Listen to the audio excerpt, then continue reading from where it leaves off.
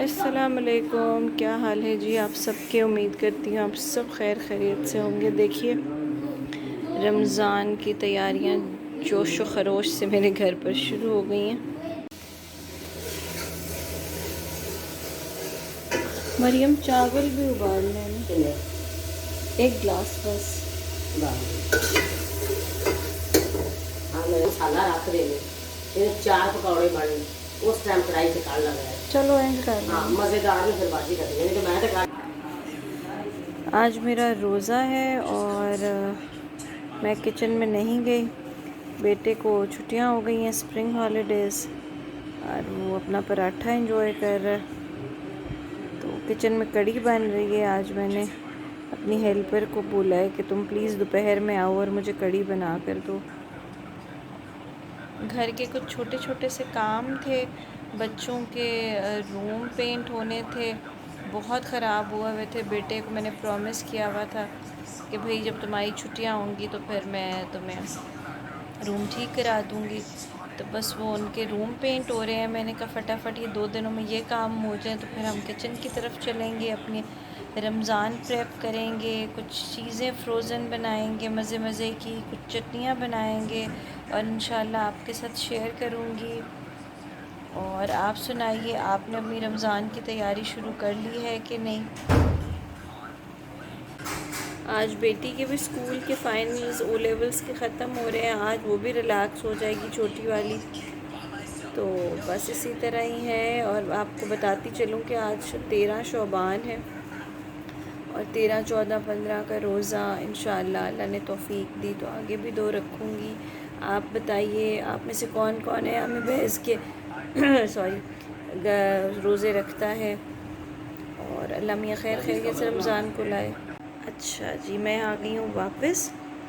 Kitchen میں گئی تھی کچھ کام دیکھنے۔ اچھا اب ہم تھوڑا سی بات کر لیتے ہیں اپنے شعبان کے مہینے کے بارے میں۔ جیسے کہ آپ سب لوگوں کو پتہ ہے کہ شعبان کا مہینہ برکتوں والا مہینہ ہے۔ حضور صلی اللہ علیہ وسلم نے فرمایا ہے کہ شعبان میرا مہینہ ہے اور رمضان اللہ تعالیٰ کا مہینہ ہے۔ تو شعبان کی 13، 14، 15 کا روزہ بہت سارے لوگ رکھتے ہیں، میں بھی اللہ تعالیٰ کے کرم سے، اس کے احسان سے ضرور رکھتی ہوتی ہوں، اور چاہیے ہمیں۔ اور میں آپ کے ساتھ 15 شعبان کا ایک چھوٹا سا وظیفہ جو ہے وہ شیئر کرنا چاہوں گی۔ ہم چاہیں تو اس کو 27ویں اور رمضان کو بھی کر سکتے ہیں، اور چاہیں تو 15 شعبان کو بعد نماز عشاء ہم 3 دفعہ اول آخر پڑھ لیں درود شریف۔ درود شریف آپ جو مرضی پڑھنا چاہیں، بہتر ہے کہ ہم درود ابراہیمی پڑھیں جو ہم نماز میں پڑھتے ہیں، اور چاول کے 7 دانے لے لیجئے اور ہر دانے پر 70 بار یا رزاقوں کا ورد کریں اور پھونک مار کے ایک ایک کر کے اس کو رکھتے رہیں۔ اس کے بعد جب آپ کا یہ وظیفہ کمپلیٹ ہو جائے، ہر دانے پہ ہم نے 70 بار پڑھنا ہے، اور اول آخر ہم نے اس وظیفے کے اول آخر ہم نے جو ہے 3 دفعہ درود شریف پڑھنا ہے، ہر دانے کے بعد نہیں، وظیفے کے اول آخر۔ اور اس کو باندھ کے اچھی طرح کسی کاغذ میں لپیٹ کے اپنے والیٹ میں رکھ لیجئے۔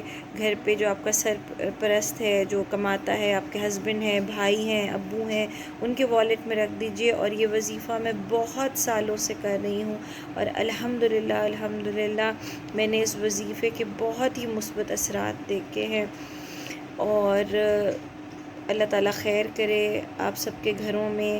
اور آپ سے ایک اور چھوٹی سی بات بھی ڈسکس کروں گی کہ سورہ واقعہ آئی ایم شور بہت سارے لوگوں کے گھروں میں پڑھی جاتی ہوگی مغرب کے بعد۔ سورہ واقعہ کو مغرب کے بعد اپنا پڑھنے کا معمول بنا لیجئے۔ گھر پہ جو ہے، آپ کی بیٹیاں ہیں، بہنیں ہیں، والد ہیں آپ کے، جو بھی ہیں، سب کو کہیے کہ بعد نماز مغرب سورہ واقعہ ضرور پڑھا کریں۔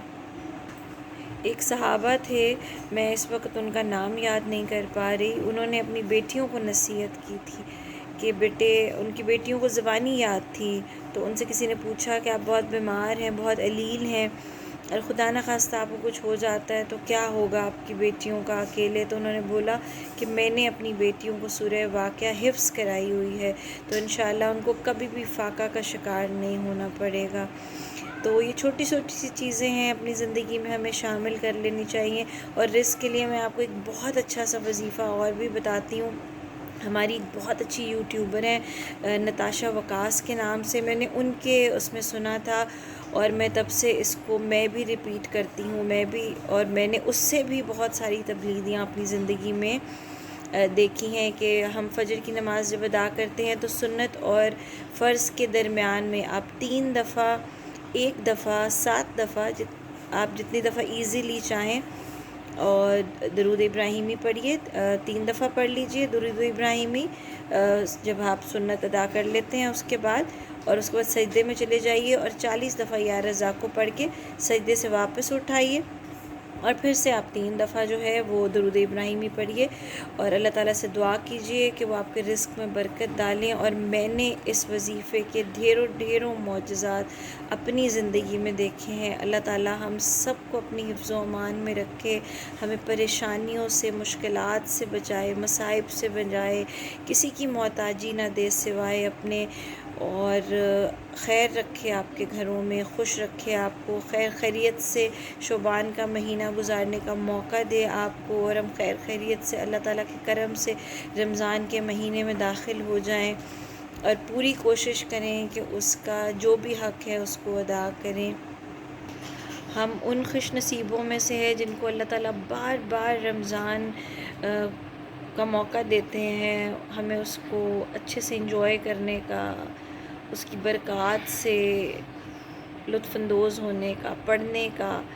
اپنا خیال رکھیے، ہم سے جو تھوڑے کم تر ہیں ان کا خیال رکھیے، اپنے پڑوسیوں کا خیال رکھیے، آپ کے جو رشتہ دار ہیں، جو ضرورت مند ہیں، ان کا خیال رکھیے. رمضان میں ایسے لوگوں کو بہت ضرورت ہوتی ہے ہماری، ایسے لوگوں کی جو بہت اچھے سے سب کر پاتے ہیں، تو اس میں سے تھوڑا سا حصہ ہمیں اپنے ان بہن بھائیوں کے لیے بھی ضرور رکھنا چاہیے جو ضرورت مند ہیں.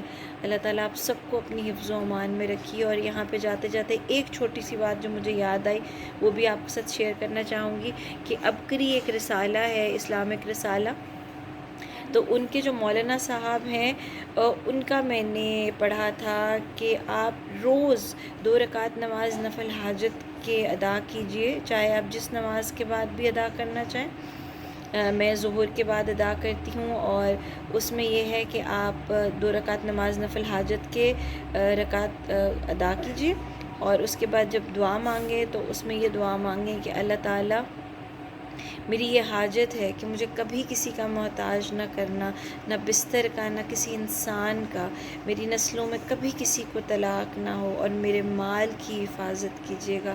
یہ 3 حاجتیں اپنی اللہ تعالیٰ کے سامنے رکھیے، اور انشاءاللہ اس میں بھی بڑی خیر ہوگی. زندگی میں بہت تبدیلیاں آتی ہیں. یہ چھوٹی چھوٹی سی چیزیں ہیں جو ہمارا بہت کم وقت لیتی ہیں اور جس کے ہمیں ڈھیروں فائدے ہیں، ڈھیروں فائدے ہیں. اللہ تعالیٰ آپ کو اپنی حفظ و امان میں رکھے اور خوش رکھے اپنے گھر والوں کے ساتھ، آپ کو اپنے ہر مصیبت سے، ہر مشکل سے بچائے، دشمنوں سے بچائے، حاسدین سے بچائے، بری نظر سے بچائے. مجھے اور میرے گھر والوں کو بھی اپنی دعاؤں میں یاد رکھیے گا. انشاءاللہ آپ سے ملوں گی پھر دوبارہ میں ایک نئی ویڈیو کے ساتھ، رمضان پریپ کے ساتھ. اس میں آپ کے لیے کچھ بہت اچھی سی چیزیں لاؤں گی. انشاءاللہ آپ کو پسند آئیں گی.